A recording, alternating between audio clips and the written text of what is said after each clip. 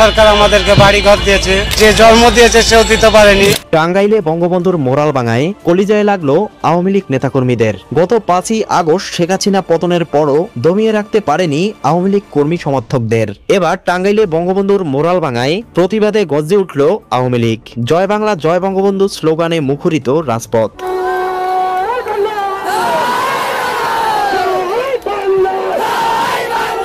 এদিকে জানুয়ারিতে রাজপথ দখলের কঠোর কর্মসূচি ঘোষণা দিয়েছে বাংলাদেশ আওয়ামী লীগ। জানা যায় অন্তর্বর্তী সরকারের পতন অতি নিকটে। এছাড়াও সচিবালয় অগ্নিকাণ্ডের ঘটনায় ফেঁসে যাচ্ছে অন্তর্বর্তীকালীন সরকারের উপদেষ্টারা। সচিবালয় সুপরিকল্পিতভাবে এই ঘটনা ঘটানো হয়েছে। গতকাল সিসিটিভি ফুটেজে উঠে এসেছে ভয়ঙ্কর সব তথ্য।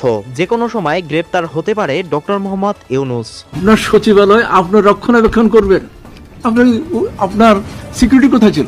মানে সিকিউরিটি হয় ঘুমাইছে না বাংলা মদ খায় মাতামি করেছে।